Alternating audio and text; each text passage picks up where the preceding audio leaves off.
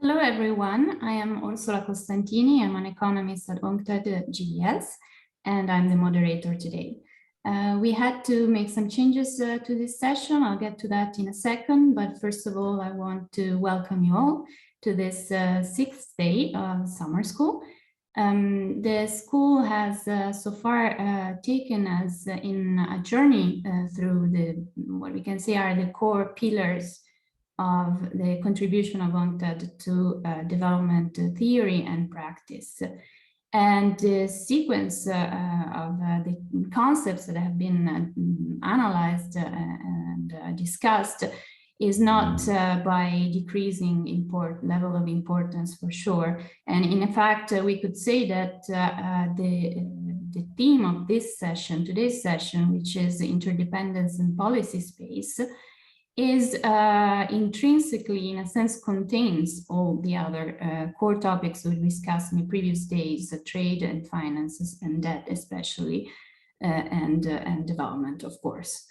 As Ilmaz Accused has very clearly, nicely explained in his keynote speech, interdependence has been really foundational to the role of UNCTAD, both as a key analytical concept, which has allowed its economists to look sort of beyond trade and development into finance and debt, but also as a key element of sort of like the strategic and political positioning of UNCTAD's message, which is UNCTAD is an entity that serves as a mandate to serve developing country, but of course dares to question the policies of developed countries, which have influenced and in fact have reduced the policy space in the South. And in fact, I want to read a small sentence from the very first Trade and Development report, which says the present situation appears to require a new development paradigm. And this paradigm will need to take explicit account of the fact that issues concerning the management of the world economy on the one hand and long-term development objectives on the other are intermingled. So interdependence was from the very start a very important concept for UNCTAD and the TER. This was written in 1981. So let's see what our speakers have to say about this today. And we have three distinguished speakers. As I said, we had to make a change because unfortunately Daniela Gabor was not able to attend. But it's not all bad news because my colleague Diana Barrowclough has very kindly stepped in and will treat us with her presentation of her excellent work on public banking. So today we will explore two aspects that are important to the concept of interdependence and policy space. One is monopoly capital, market concentration on a global scale, and domestic banking and public banking, and the international architecture of finance and money. So let me just go directly to our first speaker, who is Professor Cedric Duran. He's a professor at the University of Geneva. His latest publication is Techno-Feudalism, published in French by La Découverte and in Spanish by La Zebra, sorry. And we'll talk about the changing face of monopoly power. Over to you, Cédric. Thank you very much, Orsola. So I will share my screen. So you should be able now to see my slides. Okay, so I will talk to you indeed about intellectual monopoly capitalism, and more specifically the dynamic of intellectual monopoly in global value chains. And to begin with, I would like to just stress something about the context. We know that there is a lot of worries about the hegemony of tech now, and more generally about monopolization with the renewal of antitrust. And you can see here this picture of Lina Khan, who is the chairperson of the new chairperson of the US Federal Trade Commission, and which is a long-term critic of tech and specifically about Amazon. And you can see on the left two small tables. And these two tables are the market capitalization of biggest firms in 2000 at the top, and in 2021 at the bottom. And you see in greens firms that are linked to the tech sector in a broad sense. So that's kind of revealing the hegemony of tech. However, what I would like to talk to you is more specifically the international dynamics of that. And the UNCTAD, in fact, has already made a lot of work on that, in particular in its recent report. For example, in the 2019 report, you can see here a table that indicate the shift towards intangibles and asset-light forms of international production. And you have in green indicators related to royalties and licensing fees and trading services, which are growing much more rapidly than the dynamic of trade in goods and FDI. So I would like to try to understand what is going on with that. And the main point that I would like to make is try to explain the dynamic of intellectual monopoly in the context of global value chains. The idea of intellectual monopolization can be traced to Charles Babbage in the 19th century, who explained that within the context of the firm, the employer will benefit from organizing a cognitive division of labor in order to just pay a handful of very competent workers and dequalify the other workers in order to diminish his overall wage bill. This dynamics of cognitive division of labor right now is developing at the world scale. We have in the global north mainly lead firms that are concentrating intangibles assets and knowledge capacities. And thanks to this concentration of knowledge, they are able to control and to also appropriate knowledge from the rest of the world. And the result of that is that this ability to control knowledge allows them to capture value within the context of global value chains, which is a factor of uneven development. So that's my core argument. Of course, in the short amount of time that we have today, I will not have the possibility to go into the details. However, I shared with you two papers I co-authored with some colleagues, and I will give you some insights about these two papers. The first concerns uneven development along global value chains. So that's a macro perspective of countries' socioeconomic dynamics depending on their participation in global value chains. And the second paper is has been co-written with Will Milberg from the New School, and it's about intellectual monopoly rents in the context of global value chains. So uneven development along global value chains. Maybe the first thing important to do is to clarify what we are talking about when we are talking about global value chains.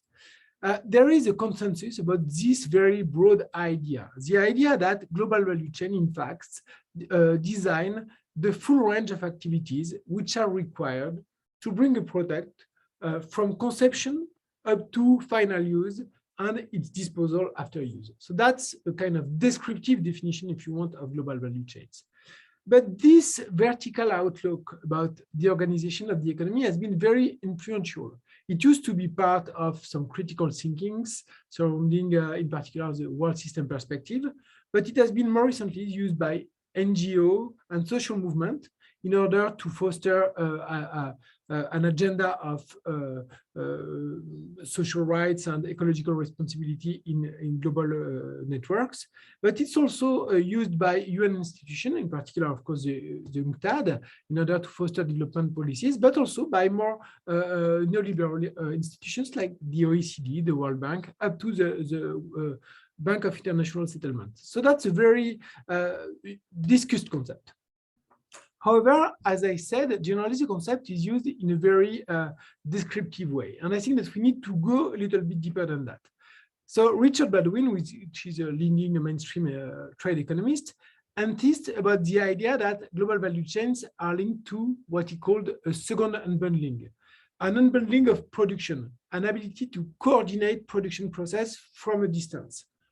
This process allows for a fragmentation of operations, productive operations in dispersed spaces.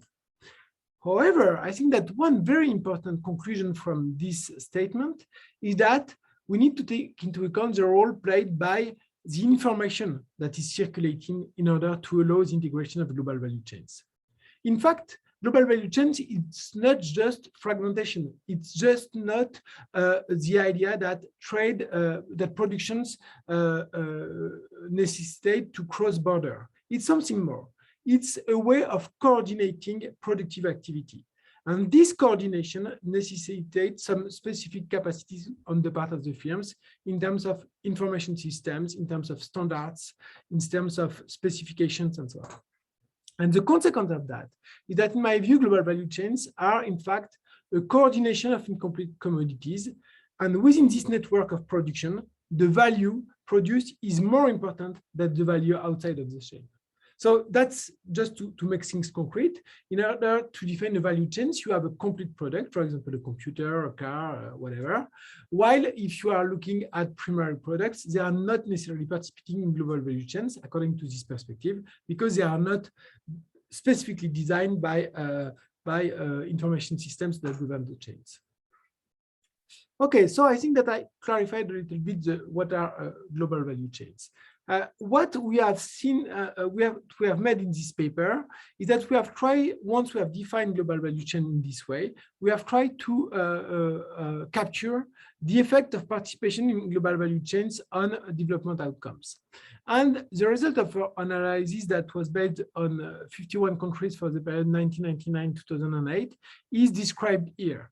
We have a first group of countries, which is a group in green, where you have, in fact, a very high participation in global value chains. You have also a lot of productive investment.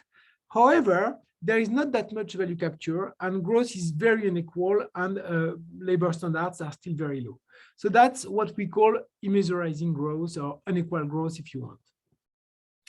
The second group is a group of core country, if you want. Core country in red are not that much participating in global value chains, but are participating, of course, and they are also investing, but not very much, and their social outcomes are average. However, they are able to capture a lot of value. And in this sense, these core countries are the countries that are able to control global value chains trade and to beneficiate from that. And finally, we have a third group of countries that we call the social upgrading mirage. In fact, these countries were mostly disconnected from global value chains participation. They were investing. However, and their social outcomes were very positive. However, what are we talking about social upgrading mirage?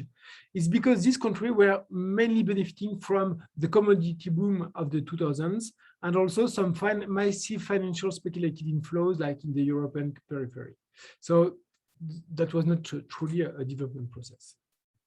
Okay, so I will just end by stressing what the main result of this paper.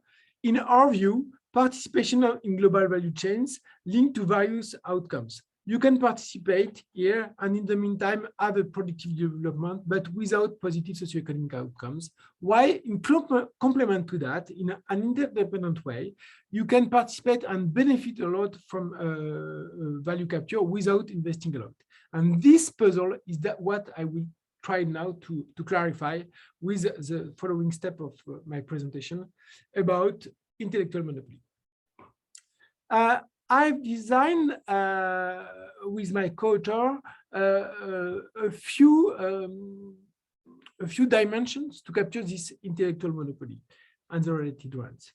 So I explained previously, participation in global value chains necessitate to coordinate very complete, very complex tasks that are decoupled, disorganized previously. So you need a very strong information system. You need a lot of formalization in order to allow the complexity of the workflow to move smoothly. And in order to do that, you do not have any other choice than to allow for a very tense circulation of intangibles in terms of specifications, standards, and so on. So this is the reason why, in the context of global value chains, you have a growing hegemony of intangibles as a corollary of the unbundling of operation. More dispersion of operation you have, more information is required to make that consistent. And in this process of growing relevance of intangible assets, you have a process of intellectual monopolization. So for a long time, there is a reflection about uneven dynamics along global value chains. But previously, the emphasis was on that. What is it? It's the idea that since the 90s, with the doubling of the global labor force, the opening of China, the post-Soviet bloc, and so on, a huge number of workers, a huge labor reserve army stepped in the global economy, offering transnational corporations access to a lot of workforce. And the consequence of that was an increased competition in low-skilled operation, if you want. So this arrow represents the diminishing ability to capture value at in some activities, such as assembling activity and so on. But what we suggest with my co-author is that another process is going on in the meantime, is what we call intellectual monopolization. And both at the beginning of the chain, in terms of research and development, design, and at the end of the chain in terms of marketing, after sales, and so on, there is a lot of intangibles that are mobilized, and they allow firms that are controlling that to capture value. So if you want the uneven dynamic in global value chains reflected by this curve is a process of two phenomena. One is global competition, which has already been a lot of discussed in the context of developing studies, but also a process of intellectual monopolization that I would like to stress in the few minutes that I still have, Orsola, if I am right. So we have, I think, four main mechanisms. The first mechanism is the development of intellectual property. You have a lot of intellectual property and much more stricter intellectual property rights since the 90s. This is a result of a big push from the US, European countries, and Japan in order to change the global legal framework concerning legal intellectual property. So the result of that is, so I will not show you too much data, but maybe just one graph. So you have a huge concentration of patents in dominant countries, Japan, US, and the EU at the world scale. So intellectual property is a way for northern countries to preserve their domination on the control of intangibles. There is a second mechanism, which is what we call natural monopoly dynamics linked to the integration process. As I explained you, lead firms are organizing the dispersion of productive activity at the world scales. And as they're organizing that, they are able to exert, to take a levy on firms that are participating in the network. They are able to benefit from the control of the network. And this is what we call natural monopoly rent. You can, for example, think about Apple supply chain management. Apple is a fabless firm. However, there is a lot of manufacturing in its activities, and so it is benefiting from its ability to invite other firms to participate in its network. The third dimension is linked to data. You have a lot of data that are circulating within these global value chain information systems. And the integrator is the firm that is able to centralize the data and to innovate thanks to the centralization of the data. You can think, for example, of big retailers. Walmart has a very strong information systems and is benefiting from its operation worldwide, but also from its operations with its suppliers. But that's not only the case. If you think about Siemens in the manufacturing sectors, they are also heavily managing their data in order to be able to innovate. And finally, you need to think about the complementarity of the various activities within the context of global value chains. Some are intensive in tangible assets, machinery, buildings, and so on. And others are intensive in intangible assets, knowledge, patents, information systems. And you do not have the same kind of return to scales depending on if you are on tangible or intangible assets. Return to scales on intangible assets are much more important, which means that as the activity of the chain grow, the firms that are heavily specialized on intangible assets will benefit more from return to scales. So here are the four rents linked to intangible assets that allow lead firms to benefit from intellectual monopoly in the context of global value chains. So I think that I will go to the conclusion rapidly, maybe just give a few policy implications of this presentation. The first idea is that we have a lot of discourse about trade liberalizations. However, trade liberalization is a misnomer in the sense that trade agreement goes hand in hand with a regulatory framework, a regulatory agenda that encloses knowledge, in particular due to a provision concerning intellectual property rights. The second idea is that monopolization of knowledge by lead firms from the global north is adverse to development. That's not only the issue of intellectual property rights, but also the control over the data and the various intangible ones that we discussed previously. And this is probably an underestimated problem in order to think about development prospects. And finally, we can think about intellectual monopoly both as a new outlook on global value chains, upgrading possibilities and limitations, but also a way to think about a progressive agenda on weaker intellectual property rights. So weakening intellectual property rights could be a way to foster development more, but also trying to build a reflection on the prospect for data commons as a way to favor development. So I think that will be all. Thank you very much for your attention.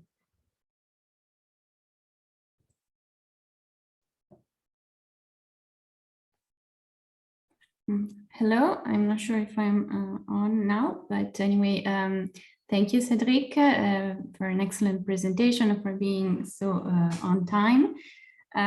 What a way, I mean, to kick off the conversation on interdependence, really starting by, I really liked how you started by debunking the idea that this fragmentation can be neutral in a way and not reflect or influence various asymmetries in production and capacity to capture value. So we have a few questions. Some are a bit technical and some are more general. Let's start from a general one, which is if intellectual property is also applied to tangibles, why intangibles would be more monopolized in global value chains? And then Clara Heinrich asks, how did you actually measure participation in global value chains in your cluster analysis? And I guess then I think, here's another one. Calvin says, do you see the smile curve continuing to become more V-shaped, or do you think we will see a return to a flat U? Could you explain what could cause either of the aforementioned particularly?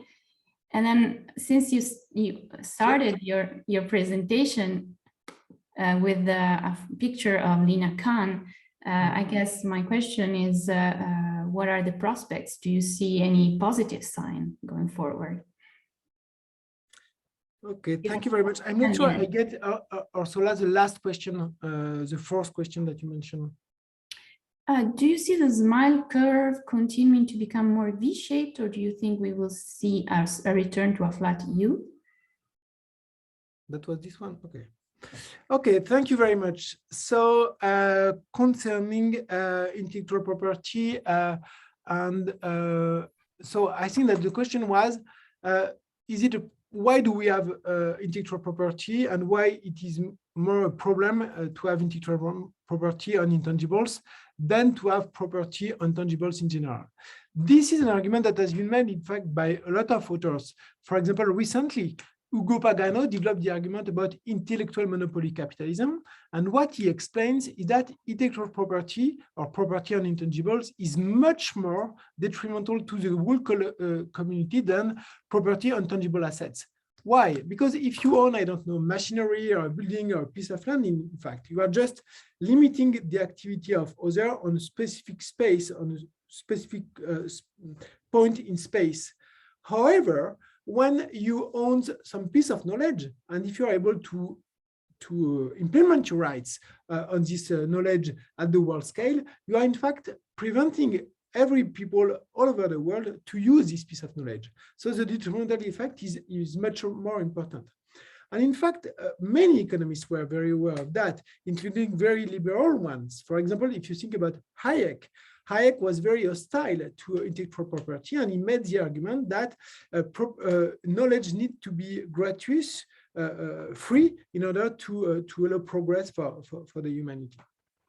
So intellectual property, in fact, the basic idea is that it's more restricting the action of others than tangible property. Why? Because it's immediately it's relevant at the world scale. So that's the main point. So thank you for this first question. The second question is about global value chain participation. So we measure global value chain participation by trade. The weight in imports and in export related to intermediate product, but we subtract this from this intermediate product the primary products. Why? Because as I explained you earlier, what we want to capture in global value chains is this idea of an organization of labor, which means some way of controlling the labor process. So that's our main point, and we link that to GDP. So you can have the specific formula in the paper that I share with you before today discussion. Concerning the smile curve, if I think that there will be a flattening of the smile curve, no, I don't think so. Even probably quite the contrary. If everything goes in the same direction, the trend is more like a kind of deepening of the flat curve. Probably some countries, specifically what we can have in mind is China, will be able to catch up and to get control on some piece of knowledge, and so will be able to escape from that.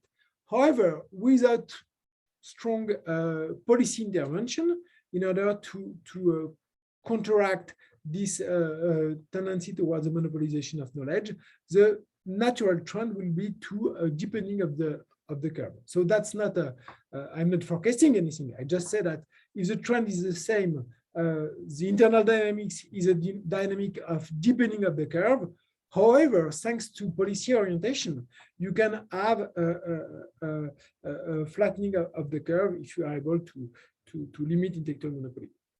And finally, concerning the connection between antitrust in the US, Lina Khan specifically, but you also have a much more aggressive antitrust policy in China right now. So that's a more general move. And what are the prospects for development? I think that it's kind of mixed, because on the one hand, indeed, there are some risks with these huge corporations, specifically in the digital sectors, that are not only economic risk, but also political risk, because their power is so important.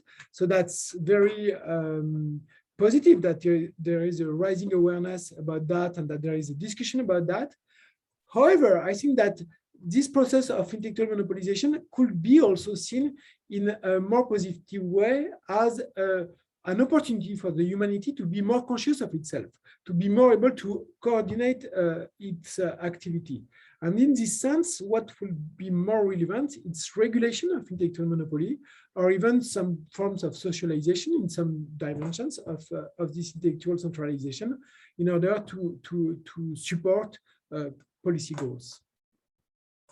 So I think that's, I answered your questions, Orsola, or the questions of the students. Yes, I think so. And as I said before, you can still go to the Q&A section and answer some of the other questions that were asked yourself, if you wish so. I think now we should move on to our next speaker, which is who is Diane Barrowclough. Diana will talk about public banks and a greener future. Diana, sorry, I didn't introduce you in the confusion. Diana is my colleague. She's a senior economist at UNCTAD GES, and she has been one of contributors, of course, of the TDR, which we are celebrating with this summer school. And yeah, over to you. Thank you. Thank you, everyone. I'm very, very honored and happy to speak with you today at these summer schools. It's quite a wonderful thing that is being put on here. So I'm just trying to share my screen. Orsola, are you seeing this correctly? Yes, maybe just go full screen if you can. Yeah, I'm just trying to do that. Hang on, I have to exit out of the full screen here. Sorry. Okay, why is it not? How do I make it bigger? I can't actually, I'm sorry, I can't actually see the part. At the bottom, there's this little icon with like a Yeah, but I can't see it because the all the instructions for the Zoom are taking up that space. How do I move the instructions for the Zoom? Oh, good. Okay, that was easy. Sorry, everybody. I do apologize. Perfect. Okay. Have you got it big now? Great. Okay. So as I said, sorry. Thank you, everybody. My job for the next 25 minutes is to discuss public banks and how public banks fit into the broader financial and developmental system, the policy space that exists to help them play their role. So what is expected of public banks and allowed of them, and how they're given the tools and the mandate for their job, and how is their performance evaluated and judged. So first of all, just thinking what actually is a public bank. We're thinking about the ownership of a bank being in public hands, although that's not enough in itself. We're thinking about the mandate of a public bank, which is different from that of a private bank and has a more public-oriented and developmental mandate, not just profits. So that is the terrain in which we are dealing. And we want, oh, I'm so sorry, this is gone. We want to be thinking about how public banks can play their role. In particular, I'm drawing on two pieces of research that we've carried out in UNCTAD. The first is the Trade and Development Report of 2019, Financing a Global Green New Deal, where especially chapters 5 and 6, and I'll be drawing a lot of my remarks from that. This report was written in what seems like normal conditions, in the sense that we were operating out of the office, we didn't have COVID, but at the same time, rather abnormal conditions in the sense of what was needed for the global economy and the concerns about the prospects of impending climate crisis and what that meant for the economy, and also inequality and the need to do something about that pretty soon. And so we describe this approach as a global Green New Deal, and that is the subject of that report. The second material that I'm calling upon is from the publication you can see on the right-hand side of that screen. And this was lessons that were learned during the first year and a half since the shock of COVID-19. And it was a very important time because the case of public banks has been made even stronger in this post-COVID, but in this COVID experience. The COVID publication was written under what seemed like very unusual and abnormal circumstances between a couple of months last year, between May and October, with 60 or 70 people around the world working mostly from their homes and under great deals of uncertainty. So it's a first effort to document and critically reflect on what public banks were doing in the initial stages of COVID-19. Now, it's fair to say that before COVID-19, it was quite an uphill battle often to make the case for public banks, which had lost favor in the last 4 decades of Washington consensus, despite the fact that public banks have played an absolutely critical role in almost all countries that are today industrialized and developed. They were essential in the East Asian economic miracle of the last century. And since the economic crisis of 2007 and 2008, many countries were rapidly establishing new public banks if they didn't already have them, or strengthening the ones that they had. And I think this is a very important moment for public banks, because this story that we've been told for the last 4 decades, that private sector finance and private banking can take the heavy lifting, well, what we've seen is that actually that's not the case. And so we now see some blue skies above the horizon for public banking compared to previous decades. And I'm sure you've heard previous speakers talk about the problems with the excessive private financialized economy of last decades. It's not at all clear that we will maintain this newfound confidence and robust appreciation of public banks. Let's hope. So my next slide called Pull Up the People and Cool Down the Planet. So the link here with the Global Green New Deal and then the COVID story, of course, is that COVID is widely believed to be related to global warming and climate change, whether through zoonotic transmission, which was what was believed at some point, and we're not clear at the moment now how it did actually start. But whatever is the story, it's very clear that there will be other shocks stemming from the imbalance between humans and nature and the threat of global warming and climate change. So this is a photograph taken from extreme fires in Turkey taking place right now. We had snow in Brazil not so long ago.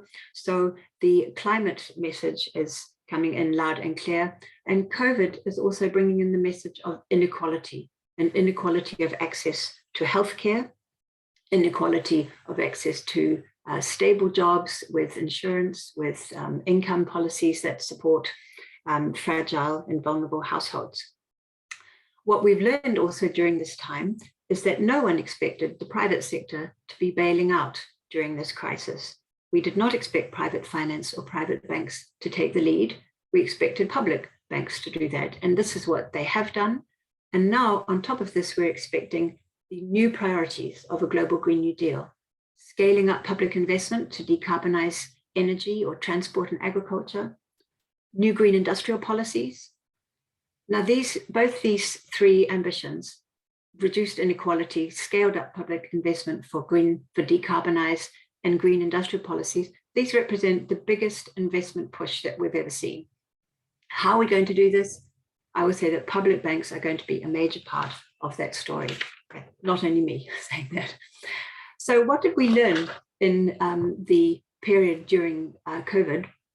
In particular, we saw 6 very important lessons from public banks. And the first lesson is that public banks can be counter-cyclical. They can do this because of their public ownership, because of their mandate. They have a mandate to be developmental and to step in when other players in the market are fleeing or going in different directions. So it's not true that the cupboard was bare. It's not true that public banks are like a household and must pull their belt in tight in times of difficulty. It's not true that the public sector lacked the capacity for the crisis. Okay, so public banks were counter-cyclical, pushing and pumping money in when other private sector money was going elsewhere. It was also extremely rapid response. So the rapid response in bank after bank across countries, what really stands out is that public banks responded to the sudden stop in economic activity and to the health needs, and they did it fast, sometimes within weeks. They could do this because they were within the public sphere already. They're working in close contact with public authorities, and they can react quickly as a matter of policy. So in almost all the countries that we studied in the COVID book, the initiatives were in place within weeks, which is really staggering, even when it was very large amounts of money. The third point here is that public purpose mandate is really important. So when the public banks had a clear mandate to reflect a clear public purpose, I should say they had space and Claire knew what that space was, they could move very, very effectively. In the cases where the political authority was more ambiguous in its support or sometimes even hostile to the public banks, the response was much less effective. And we saw in country studies comparing countries from all over the world, some countries which once had a very strong banking system, but a public banking system, but had now decimated that in recent decades, they did not have the capacity to respond quickly to COVID. India was an example of that, for example. Well, Mexico also with big public banks, strong public banks, but quite ambiguous mandates. And so they were not able to all drive forward in the same direction. The fourth point here, the fourth lesson, is that boldness and generosity facing a crisis is essential. We also saw this in response to the 1930s depression, where Roosevelt was bold and generous with the New Deal, the original New Deal. And what we saw in the COVID space is that central banks were able to pump trillions of dollars into the economy. It's extremely bold, extremely generous. I'm not saying that all these policies had the effects that were intended. That's something we will discuss. But the point is that they could be unprecedented and large in their scale, giving time to breathe to households and to businesses. The other point is that history matters. The history was very, very important. When banks already existed, when the institutional capacity was already set up and the lines of communication were in existence, they could be very effective. So we saw banks that had been in existence for decades, in some cases more than a century. They could respond extremely quickly because they knew what to do and they had the lines already in place. Some of the new banks actually responded incredibly quickly as well, and I'll talk to that. But that was a case where they had a very clear mandate. Many banks did not fall into that category. So they're most effective when there's a history and a clear mandate and clear lines of where they should be going. The last thing I want to mention, the sixth lesson, is the public-public solidarity. And this is a very important point. It's not just words, it's not just a mantra. So in both the Global South and the Global North, the public bank responses to COVID-19 showed the advantage of a non-competitive public solidarity among public financial institutions, and that includes banks working with other public organizations and governing entities.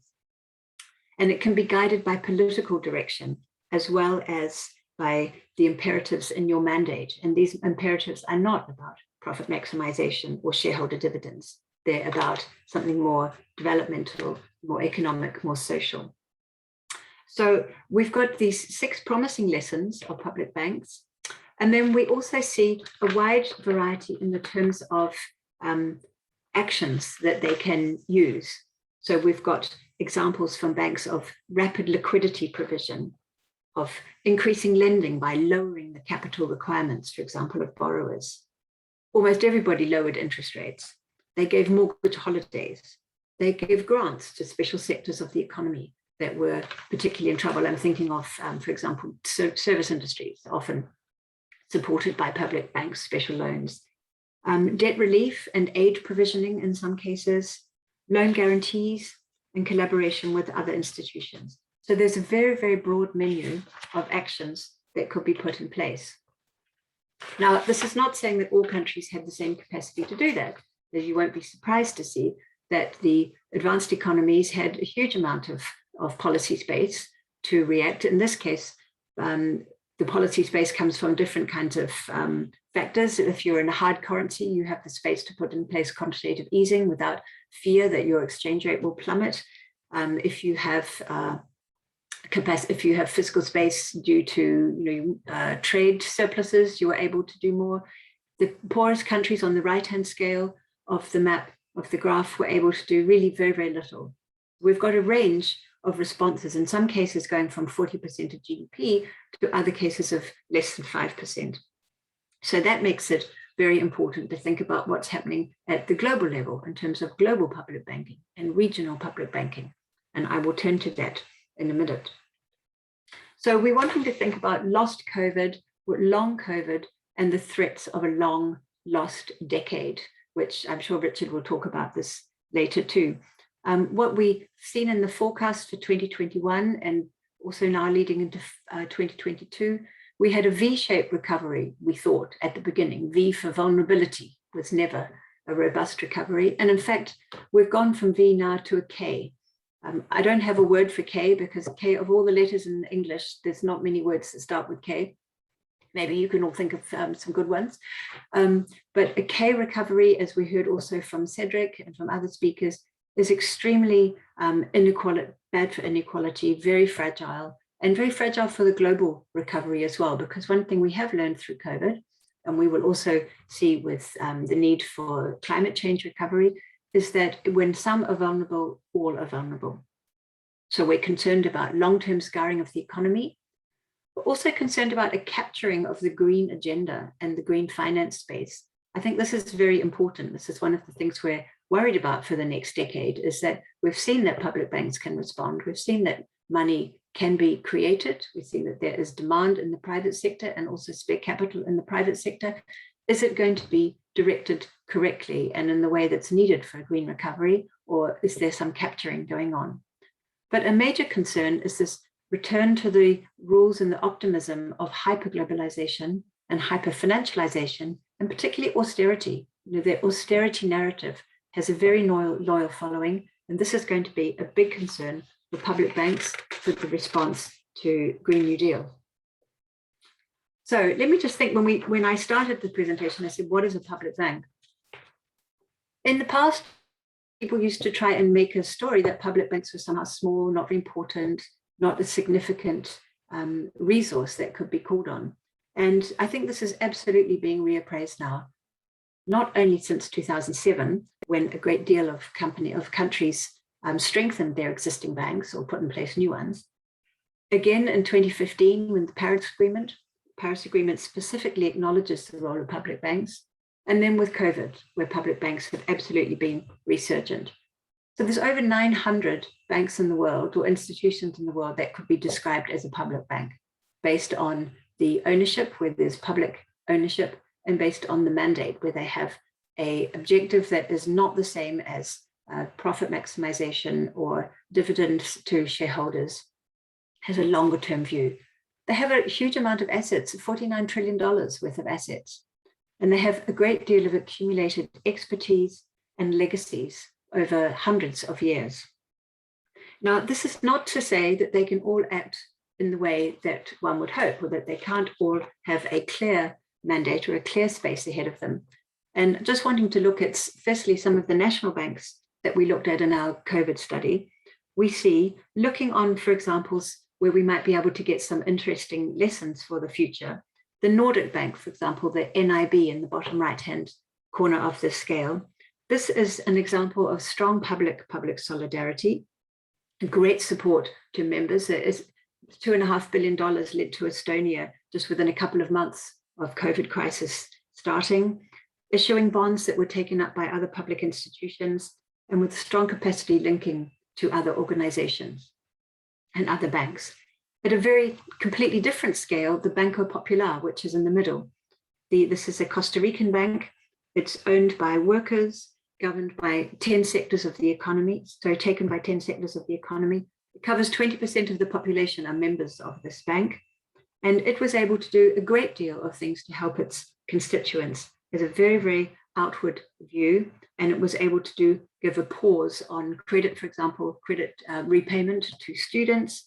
It supported a great deal of public health initiatives. So each of these banks has got different ways of operating, from the very small, the Banco Popular, or the China Development Bank above this, which is huge by comparison.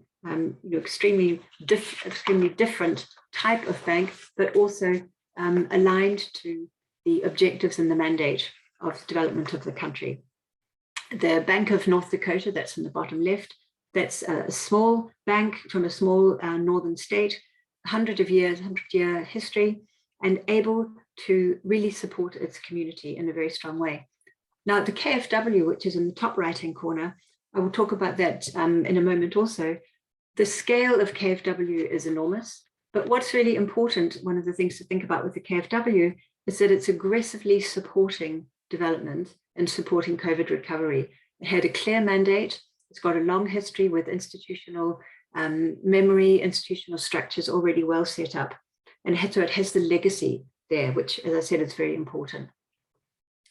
Southern-led banks also been an important center of gravity. So the slide before I had was national banks, but now thinking about regional banks. And regional banks, particularly important for those countries that don't have the capacity for a strong national bank. For example, as the slide you saw, we saw the difference in responses from the rich countries to the poorer countries. These regional development banks are absolutely important. Now, many developing countries turned to the global funders of last resort, the Bretton Woods institutions. So I think Richard will be addressing them in his presentation. The IMF pledged more than $1 trillion in support, and the World Bank pledged more than 27 billion within 6 months of COVID starting. However, they didn't scale up as much as what was needed. And it's also not a big scale up compared to what happened in 2007, 2008. So many of the southern countries either unable to get the support they wanted, or in fact, not wanting to go to these Bretton Woods institutions, because they also come with a great deal of conditionalities, even despite the discussion that this will be reduced. It's not the case yet, or not strongly or significantly the case. So Southern-owned and Southern-led public institutions were very, very important for many developing countries, and they really turned to them. So take, for example, the ISDB, the Islamic Development Bank. All of its 57 members were eligible for COVID support. And within 2 months of COVID lockdown starting, the bank had pledged over a quarter of ANDA lending for COVID recovery. It issued special COVID sukuk, it's a bond, Islamic bond, and other funds came from reallocating other activities. So they had a real prepared package that included not only strategic response, but also longer term restoration view. The New Development Bank, formerly the BRICS Bank, that also responded incredibly flexibly in the light of the COVID. So one of the things they had to do was to really address their mandate, because this was a bank that was set up to fund infrastructure. And COVID is a different kind of issue than infrastructure, but it clearly needed an urgent and important response. So within a few months, the bank had lent $5 billion to each of its members for economic recovery and social assistance. And it started with a special waiver because of the fact it was supposed to be infrastructure. But then when they realized, no, we have to be more flexible, they actually changed the protocol. And so now that is a sign of very rapid recovery because of a common mandate and a common direction. The Asia Infrastructure Bank, the AIIB, also announced a $5 billion COVID recovery. And then within a month, they realized it wasn't nearly enough, so they doubled it. Okay, so this is large scale responses and fast, and they're trying to work seamlessly with other public institutions. Now the FLA, this is not a bank, this is a fund that is important for countries that face foreign exchange problem, where your loan might be in another currency, for example, and you suddenly have to come up with foreign exchange funds. So the FLA is an exchange fund with members that responded extremely quickly when COVID struck, because all of a sudden member states were facing shocks to their foreign exchange revenue. It increased its lending by 60%. I mean, this is enormous. This is a huge change and a very, very fast recovery. So these are some of the things that public banks were able to do. And we're not trying to say that all public banks are perfect. So some public banks, they seem to be like public banks, but in fact, the mandate is not very public. They've either been corporatized or captured in some way, very authoritarian, very following more neoliberal framework. So the bank in this slide is a Turkish bank that was established in the late 1800s as an agricultural bank, but it's currently very problematic. It's not sure what it's doing. Its mandate is very unclear. Whose demands should it be responding to? So it was not able to respond in the way that other banks did for COVID. Compared to the KfW, for example, that's not a fair comparison because it's a really huge bank. But what was clear with KfW was that the mandate was very strongly developmental. So this is one of the second issue, saying not all public banks are perfect, is that public banks can be bent to private purpose. So this discussion about de-risking of projects, this is a phrase that you'll hear a lot, but there's no such thing as de-risking. It's just moving the risk somewhere else.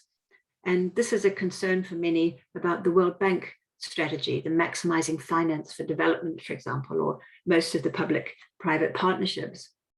So the message from the World Bank over the last 40 years has been that, if we must suffer the existence of these public banks, let's at least make them boring and small compared to the excitement of the private banking system. But that's absolutely not the message now. And we're getting a much more aggressive purpose of public banks. They're taking the challenge and they're not boring. The third point, or the fourth point I want to make here, is that public banks are dynamic and contested institutions. Now, this is a point that's brought out in my colleague's book, Thomas Marrow. which is very interesting. And you're talking about how do you discuss the space of public banks? I mean, there will be constant discussion. It's a power struggle between different competing factors in any society, in any economy, and there needs to be a structure to discuss these. Okay, so this is one of the very important things, is that the public bank must be able to respond to the needs of a country and not to one predominating interest group, for example. So in theory, we need, theory and practice, we need policy space to guide public banks towards their public purpose, with democratic governance, with socially creditable mandates and missions. Now, these 2 points, very important for the global banks, democratic governance of the World Bank and the IMF. We're not seeing that reflected in voting, for example. The socially creditable mandates and missions, we would say we've seen too much of a reliance on outdated views about the potential that the private sector can play in a time of crisis, over optimism about their role, and very unclear mission about what is really developmental. They need reliable and adequate finance. That's absolutely important. A bank can't operate properly if it is starved of funds, but it can do a great deal when it is appropriately funded. And also appropriate performance monitoring. So for example, the banks that are valued for their social and economic lending, not necessarily for short-term financial viability or profit. So what is needed is to create conditions for an equitable and a just climate action in a post-COVID environment. So I think I must be running out of time. Also, I'm not seeing you on my screen, but I'll just maybe say one last slide, and then we can wrap it up. So public banking can help finance a post-COVID global Green New Deal, but it needs to be able to be given the space. Now, most attention has gone to what's called a climate Minsky moment. This is this concern that the financial markets will melt down when we suddenly start responding to climate threat, that people will start pulling out of carbon intensive financial instruments or firms, and then this will reverberate through the whole economy. So there's been a great deal of attention to climate change in the public banking sector, partly because of this. But I would say this is only a very small part of the story. And what we really need to think about is how public banking can do the heavy lifting for sustainable development. Now, in fact, if I may, I'm just going to do one more slide. If I can just finish up with this one. Why do we need public banks at all? Now, this is from a TDR a couple of years ago. What I want you to see on the graph on the left, we see that investment, that's the purple line, investment is falling as profits are rising. Now, this is not what we want. This is not the scenario for a recovery out of COVID or a recovery out of high carbon economy. And the graph on the right is showing a whole bunch of developing countries, all of which had better investment profit ratio. That's the each bar is a period of time, and the investment to profit ratio has got worse over the last decades, not worse, not better. And this is a sign that the private banking system and the private finance, they can do many things, but they're not doing this. And I'm just going to end on that note. Thank you very much. Thank you very much, Diana. Perfect timing. So I think it's really a great continuation from a previous presentation by Professor Durand. In a way, he was showing that the market forces tend to exacerbate and create divergent paths. And but once you recognize that there is this interdependence, there are these asymmetries in the markets, then what can we do about it? And your answer is there's a lot we can do at a domestic level, but it's even more we can do at a regional, coordinated level, and in particular to public banking.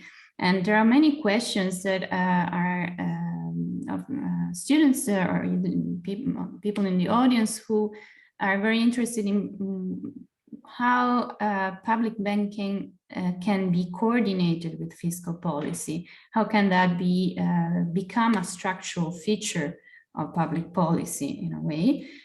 And there's a Matthew Francis template, and I apologize because on my screen the names are cut off at some point, but is especially interested in whether you see the possibility of having a full employment mandate for both fiscal policy and public banking, and whether that would allow also and provide some sort of justification for different interest rate regimes and policies applied to different type of projects that are being funded and promoted by public banks compared to private finance.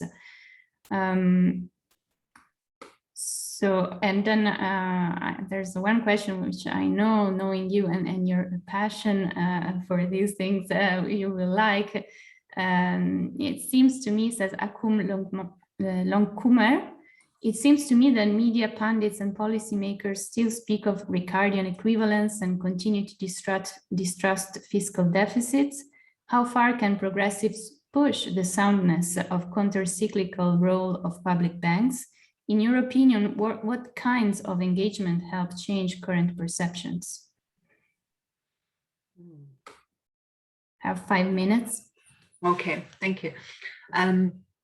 Okay, so the first thing is that I'm just reading these things on the chat now for the first time. So some of them I might reply to directly later. So thank you, everybody. So how can public banks be coordinated more with government policy? Look, I think that's a really, really good question. And historically, they did this much more than I think people necessarily know or that we remember. So we're seeing this in the moment in developmental, for example, China right now, the Chinese Development Bank is strongly supportive of government policy. And you'll see this at the People's Bank of China, the central bank, will publish particular goals very frequently in their quarterly reports, and they will show how the banking system is being used to support that. For example, with guiding capital to particular activities, making it easier for people in those activities to borrow. This is the same thing, by the way, that the East Asian countries did also during the last century, during the very rapid industrialization. Korea has a lot of examples of this. And also the European economies in the century before that. So what happens is that if there's a sector which is considered to be particularly important or particularly beneficial developmentally, it's entirely possible for the regulator of the financial system to say that, well, in that particular activity, we would have higher borrowing available possible for the amount of equity that you have in the firm. They would have the reserve requirements, for example, of loans can change. They can also offer cheaper interest rates. They can offer longer term of repayment of rates. They can do guarantees. It's not the case that every single activity needs to be treated in the same way. And in the past, this was considered quite normal and sort of part of the toolkit of developmental state. Now, what we saw in the COVID time, and I've just posted that link, by the way, in the chat to people who want to see it. What we saw in the COVID time is that some sectors of the economy were indeed categorized as being particularly important and particularly requiring of attention. And this was, in the first case, it was often tourism, but it was other services sectors. And so some countries in Europe a lot, but also in other parts of the world, they would particularly specify that the tourism sector needs to be supported more, or that other activities, households needed to be supported more. So households as compared to firms, or so the idea that banks can actively guide credit to more desired activities or make it a little bit more difficult for less desired activities, this is an old idea. It's been used in the past and it's now back on the radar screen. Was about the full employment mandate. Well, that is already a requirement for consideration in some central banks in the world already, and maybe it'll be much more broadly thought about now. And this gets us into this question of the policy space idea, isn't it? That central banks since the 1980s were supposed to do were constrained, and it became this idea that a central bank should, first of all, the idea that the central bank should be independent, somehow acting quite separately from what are the policy ambitions of the country in which it resides, in which it represents, and that they would be somehow separated from government, as if this was, first of all, even possible, and secondly, that it was important. But in fact, central banks have much more policy space than was often envisaged. And even before COVID, there's a big survey by the BIS, the Bank of International Settlements, and they found that more than half the banks they surveyed actually had quite a broad mandate, because they were supposed to include employment, for example. The person who asked the employment question, many of them were actually supposed to include employment in their consideration of what is the appropriate policy tools or what is the appropriate interest rate. Some of them were supposed to think about growth or development. So it was not true that inflation was their only goal. So they actually had more policy space than they were using.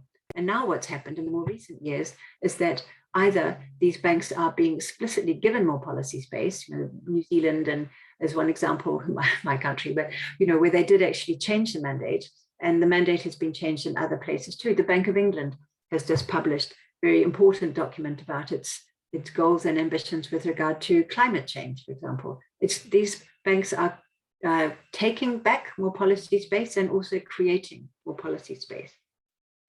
I think I need to stop because I'm cutting into the time of our next speaker, but thank you very much, everyone. Thank you, Diana, and please do take a look at the other questions that are in the chat if you wish so. So let's move to the third and final speaker, Dr. Richard Kosu-Wright. He needs no introduction, but let me just say that, as you all know by now, he's director of the Globalization and Development Strategies Division at UNCTAD. And let me just add that he's also the heart and soul of this very summer school. So please, Richard, he'll be talking about the case for a new Bretton Woods. Thank you, Orsola, and thank you to Diana and Cedric for their presentations. I will, I think, pick up on some of the things, obviously, that both of them said, but what I want to say, I don't have a PowerPoint, apologies for that, is in a way to reconnect some of the ideas that were presented in the opening session of the summer school, and maybe anticipate some of the discussion in the closing session. The case for a new Bretton Woods is it's a book that has been finished with Kevin Gallagher. The proofs are with the printer, so I don't have copies to circulate, unfortunately, to people, but that will be available in the next 3 or 4 months. So a lot of what I have to say will draw on that, and also the work that we do, in particular in the trade and development report. The first report, as Accus himself noted, kind of landed at a time of a development crisis. And oddly, it was a crisis that to some extent was rooted in the successes of the developing world in the previous decade. The 70s was a good decade for developing countries, but also in the failures of the multilateral system, as were presented by Eric Helleiner, and it's the failure of the Bretton Woods system in practice after the end of the Second World War, to accommodate the development challenges that I think he very clearly shows, and his book is wonderful for anyone who wants to look into this history. A whole set of issues, development challenges that were under discussion in the 1930s and 1940s, but that were then subsequently either neglected or dropped.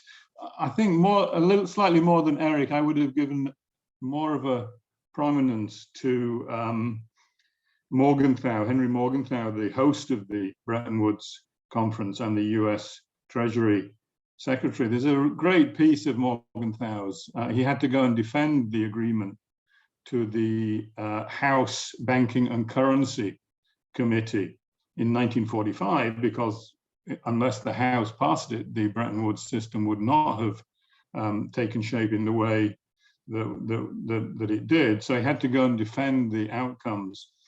to the committee to get it through the committee. And he was very clear, and it's a very short piece that's worth reading for those people interested in the history.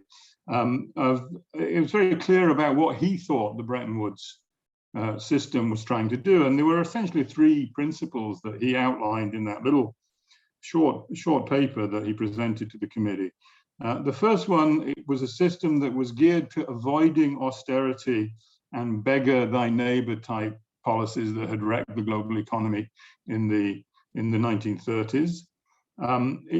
Secondly, it was geared to enlarging policy space of all countries, developed and developing, by reducing the role of private capital and its tendency to be highly unruly and speculative, and increasing the role of international public finance and liquidity provisioning, which ultimately were the roles of the World Bank and the IMF. And thirdly, and neglected completely subsequently, he thought the system was also geared to disciplining powerful interests, both powerful states and powerful corporations. Those were the kind of principles that Morgenthau saw as being essential to building an international economic system that would both deliver prosperity for all and underpin a more harmonious and peaceful world. And to some extent, those were the principles that in one way or another surfaced in the Marshall Plan, and that was the US government used to reconstruct Europe. And of course, again, neglected the huge amount of debt relief, particularly German debt relief, that was extended at the end of the Second World War, but also in the rebuilding.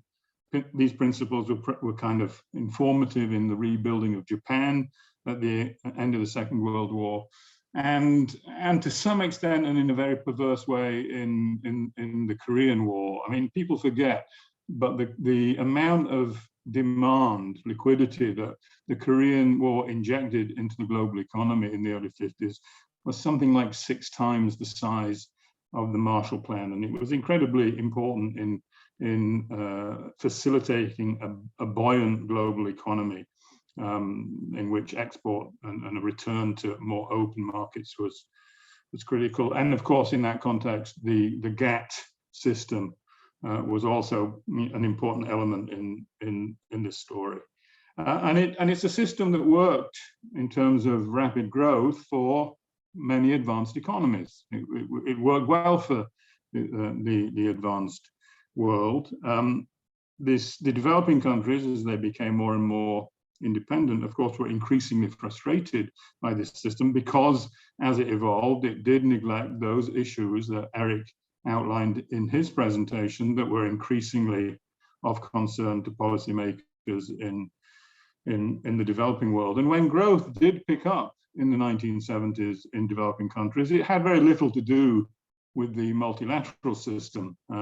Essentially, it had much more to do with rising commodity prices and to access to private capital, syndicated bank loans, rather than to preferential multilateral and concessional multilateral borrowing, which just didn't take off in terms of a tool available to developing countries. So growth does pick up in the 70s in the developing world as it stagnates in the advanced economies. The North runs into all kinds of technological and distributional challenges in the 1970s. Stagflation becomes a major problem, and it becomes very apparent very quickly that the principles that Morgenthau had outlined in the 1940s were not going to be the principles on which the advanced economies would try and resolve their problems. They would essentially do so on their own terms and in their own way. And in particular, they were going to use a huge hike in interest rates to try and dampen down inflation and to weaken worker bargaining power, which was a major constraint on corporate operations in the 1970s, creating a recession of course, in the process. And the multilateral system was essentially impotent to deal with these unilateral efforts by advanced economies. In particular, of course, it exposed the danger of having a hegemon that was important to holding the system together, but when the system was not holding together, would add further instability by going its own way, which is essentially what happened in the US with the Volcker shock at the end of the 1970s, when Paul Volcker, the newly elected chair of the Federal Reserve, raised interest rates into double-digit figures. I think it reached 20%, or if not higher, at one point in that. And of course, that was combined with the recession that tightening of policy produced in the North, that of course completely undermined the kind of growth dynamic that developing countries had enjoyed in the 1970s. A debt crisis began to loom, beginning with Mexico in 1982. And of course, it put an end to the efforts that developing countries had pursued in the 1970s to build a new international economic order that had essentially tried, as I think Eric's presentation illustrated, tried to bring in precisely the forgotten development elements that had been discussed in and around Bretton Woods and had been subsequently dropped. And so what we got instead, and this is where the TDR landed, was essentially what Volcker himself referred to as the controlled disintegration of the world economy, what we've referred to as hyperglobalization, which had new elements, new growth dynamic, new ideology, of course. The new elements were some of the things that have already been discussed today, the shift from fixed to flexible exchange rates, the rise of a very footloose kind of capital, new types of financial markets and financial actors, new ways of governing corporations, whether through global value chains, the rise of shareholder value, the growing independence of central banks that Diana talked about, and the deregulation of labor markets and the general undermining of the role of trade unions across the advanced economies. And a very different kind of growth dynamic emerges around these elements, particularly in the advanced economies. Obviously, the service sector and finance in particular become key to growth. Intangible investments are the focus of that growth, as Cedric talked about, not just intellectual property rights, but all kinds of financial assets. Debt becomes a driving force in the growth process, and rent-seeking behavior, as he described, becomes key to success in this kind of world, taking things, not making things, in the words of one observer. And of course, the new ideology that kind of glued all this stuff together was the rise of neoliberalism, that I'm sure has been discussed extensively in previous seminars, and you all know about. And the Bretton Woods institutions, I think it would be unfair to say that they were in the vanguard of this process, but they certainly adapted very quickly to these changes and became agents promoting these changes over the subsequent decades. And we not only was that true of the Washington-based institutions, but we saw this, of course, as the GATT system morphed into the WTO, as a number of institutions that had previously been pretty peripheral to the multilateral system became much more central. That was true of the World Intellectual Property Organization for reasons that are obvious after Cedric's discussion, but also the Bank for International Settlements became a much more prevalent player, and the OECD moved from being a very narrow club to having an increasingly larger membership and mandate. And the language that is used to describe this change, of course, is the idea that somehow we've finally consolidated a rules-based international system that would deliver deeper integration, great moderation, a kind of degree of stability that Bernanke referred to as a great moderation,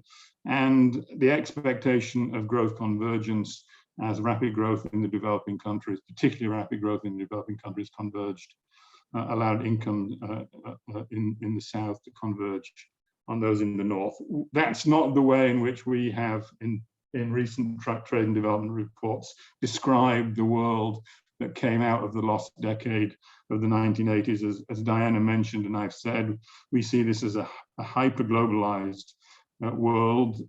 It's not a rules-based system in the strict sense of the term. It's highly neo-mercantilist, based on inequalities in market power, and it's generated a world that has been characterized by very high degrees of inequality, high levels of instability and insecurity, high levels of indebtedness, and as the final figure in Diana's presentation showed, and in a way, at least for me, the Achilles heel in this system,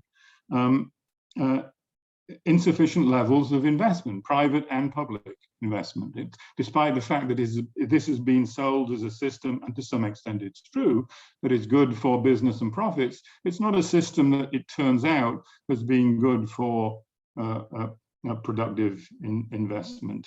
And as you all know, that's a system that blew up in 2008, 2009 with the global financial crisis, which had been in the making over previous years. It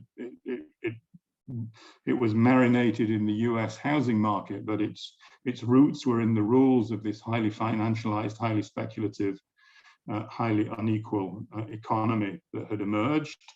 And big changes were promised as a consequence of the damage and the anxieties that were caused by the global financial crisis. The London conference of the G20, overseen by Gordon Brown, who was Prime Minister of the UK at the time, promised to build back better.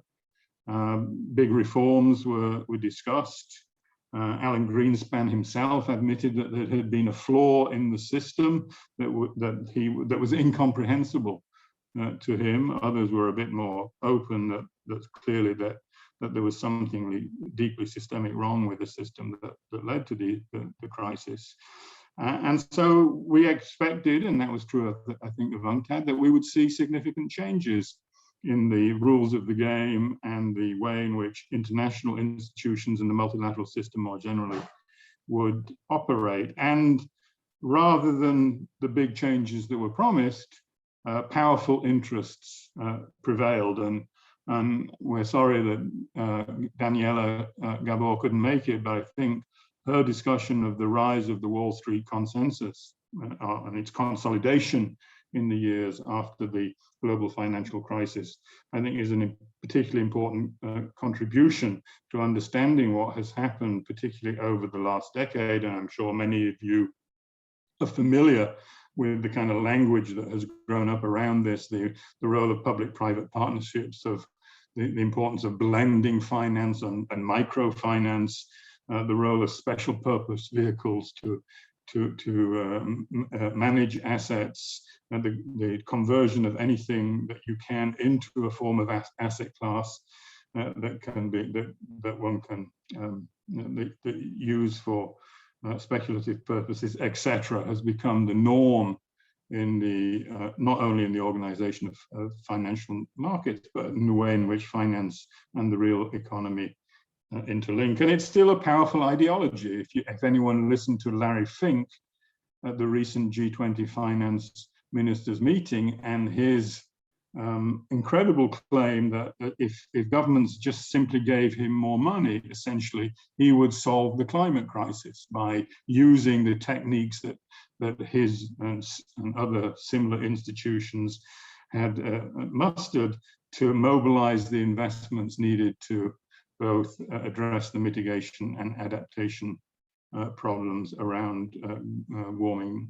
global temperatures. Now, for us at least, and Diana made a reference to the 2019 Trade and Development Report, this is magical thinking, essentially, and very dangerous magical thinking, given the kind of scale and depth of the problems that we face, not only with respect to climate or health, but also with the development problems that have not been solved, and indeed have in many respects been made even worse under the rules of the hyperglobalized global economy. And so then the big question, at least for us, as we look at this and look at a world that is not dissimilar from 1981, when the first Trade and Development Report was launched, what is to be done? COVID has clearly, once again, much like the financial crisis, exposed the contradictions and the imbalances and weaknesses in this system. And so the question arises, are we going to build back better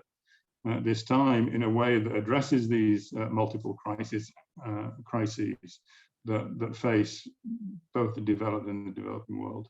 And again, as Diana noted, the framework that we've tried to develop to think about these challenges through the idea of a global Green New Deal, with a very strong focus on investment, on jobs, on redistribution as key to rebalancing the economy and rebalancing its relationship with nature, and addressing the inequities that have arisen over the last 40 years. And we understand that countries cannot do this alone, particularly developing countries cannot do this alone.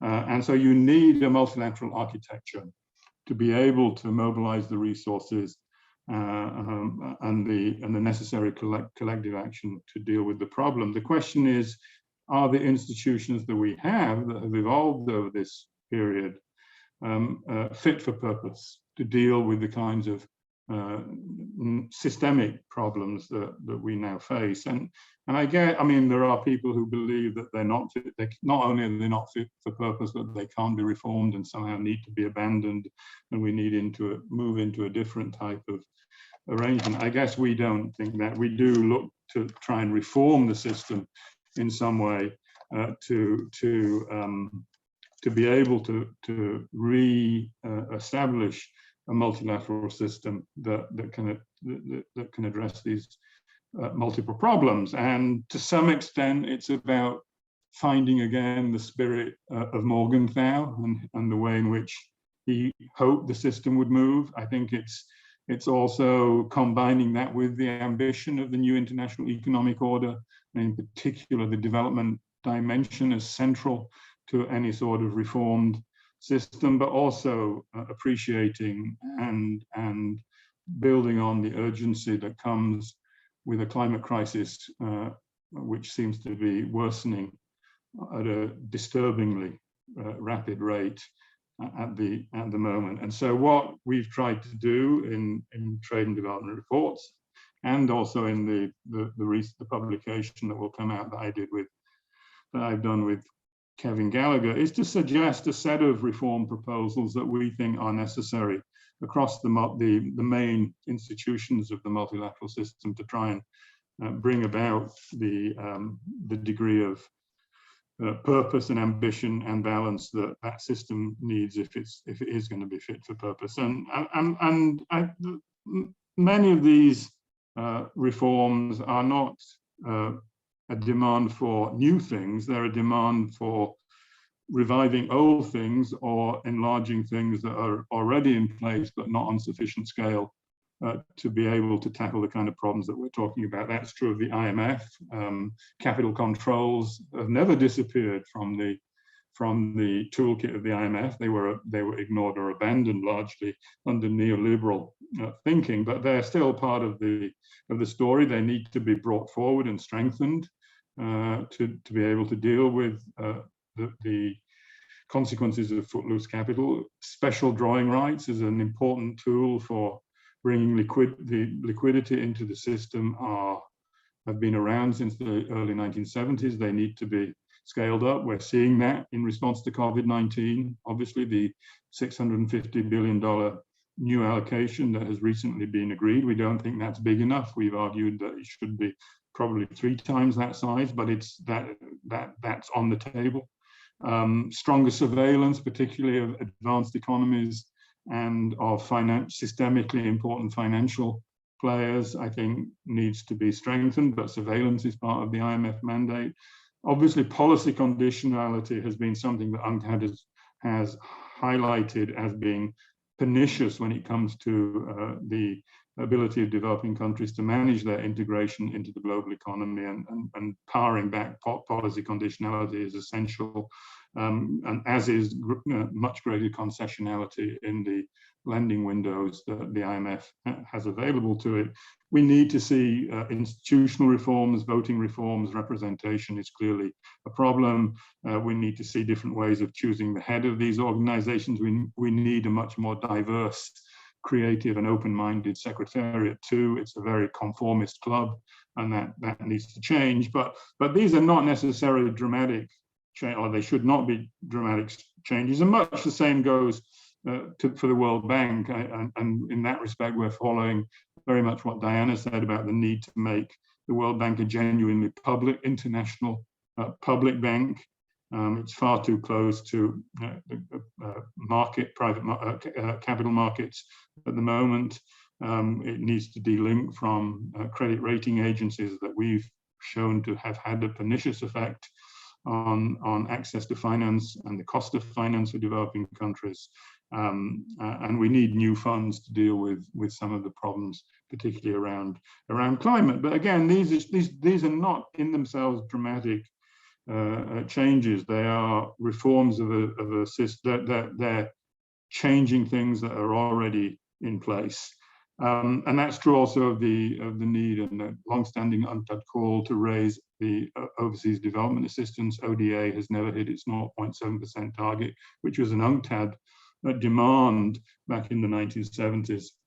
And we need to raise the ODA target. I mean, if the G7 in Cornwall had lived up to their talk of building back better, they would all have committed to a 0.7% aid target. That just those 7 countries doing that would have generated something like an additional $150 billion worth of support, which, if you combine with the kind of logic of a Marshall Plan, can begin to address some of these. Some of the problems that developing countries still face. The big change that we've argued for, and I think still argue for, is the need to change the architecture of managing sovereign debt. The climate challenge, the sustainable development goals are simply unreachable for many developing countries, given the constraints that they face through the burden of debt that has been accumulated, particularly since the global financial crisis. And you cannot have a system that is geared to supporting creditors alone if you're going to solve this problem. And the IMF and the World Bank are, of course, creditors, and we do need urgently some sort of independent mechanism to deal with the burden of debt.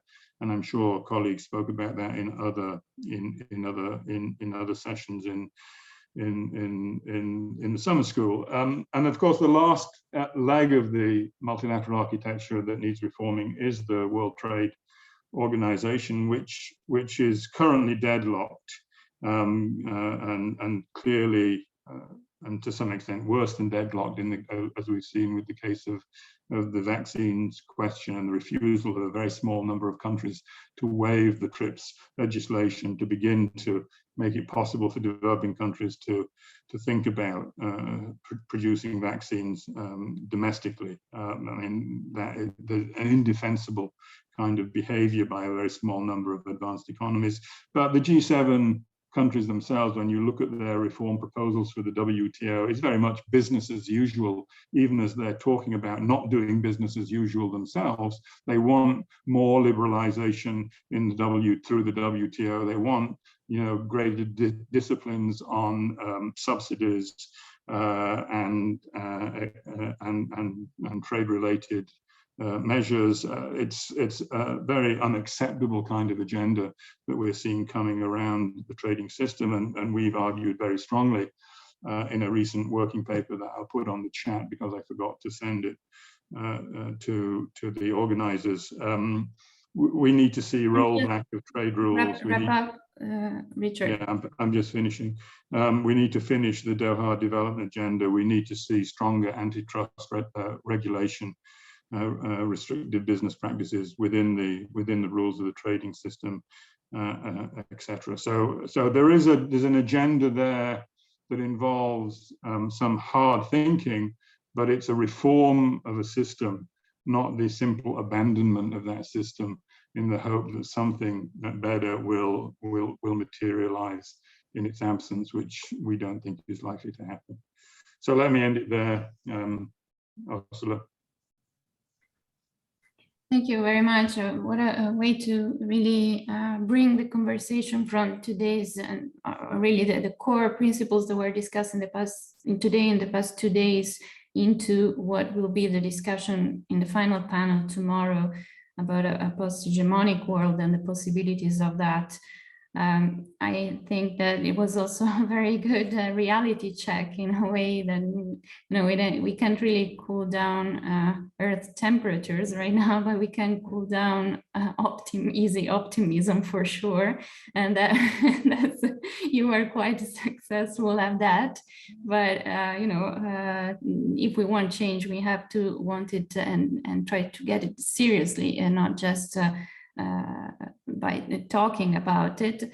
And in actually, some of the questions, like the most questions that got in for you, addressed precisely the topic of the space for alternative ideas and alternative debates, for actually realizing and seriously thinking and building an alternative. And since we started the summer school with Yilmaz Akuz discussing how in the 80s and 90s, UNCTAD was really under siege, essentially, but still its voice wasn't perhaps acknowledged, but it was heard.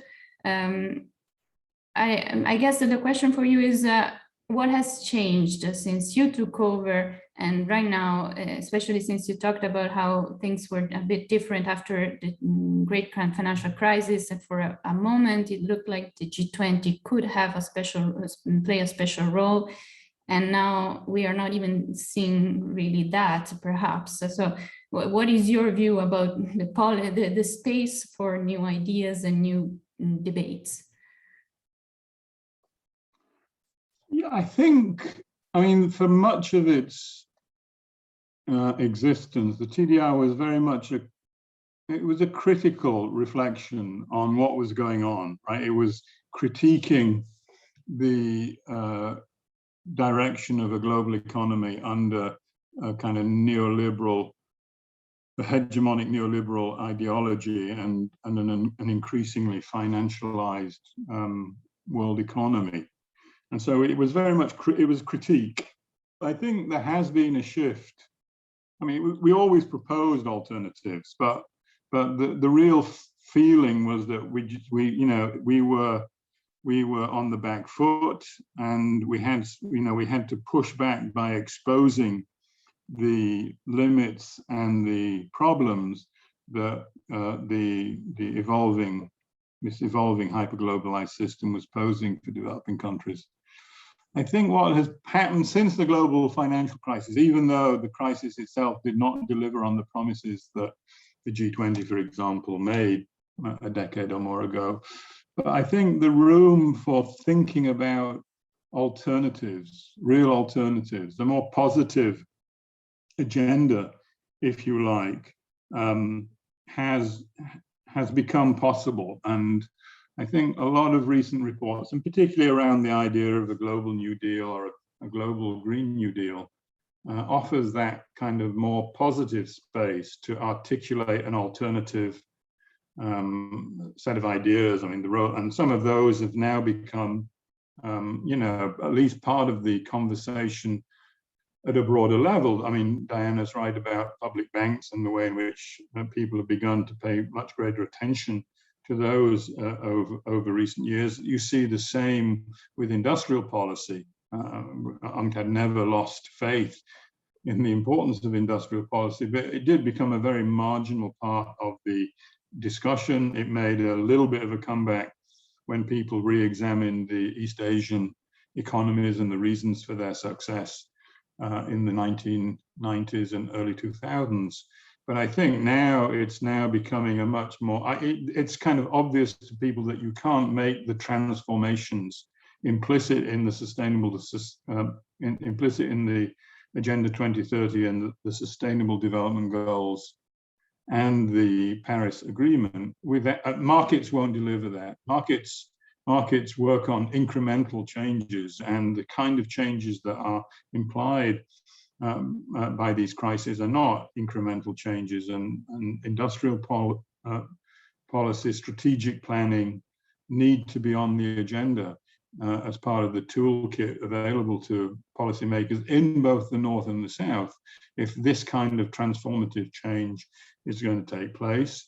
The inequality, I think, as Jon has mentioned, the inequality question, which we first broached in the late 1990s, very few people were talking about inequality back then. Lots of people were talking about poverty and the need for poverty alleviation and the extremes of deprivation that caused.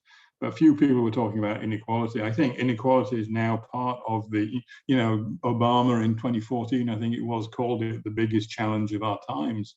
So, I mean, there's been that, and that opens up a whole series of policy discussions that were previously taboo subjects, and I think have been augmented by the COVID crisis, which has exposed these inequalities in a very visceral kind of way. So I think the big change is the room for a more positive agenda that we see and that we feel we can work with. Although that doesn't guarantee, as I said, that the powers that be and the politics of the moment necessarily move inexorably in that direction. But there is a kind of sense of a change in the wind that has occurred over the last decade that I think we need to capitalize on and constantly push and the kinds of alternatives that we've been talking about, that Diana was talking about in her presentation. So there, I think I do get the sense that there is that change.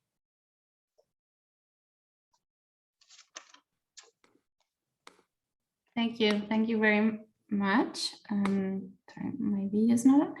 Okay, so we are out of time.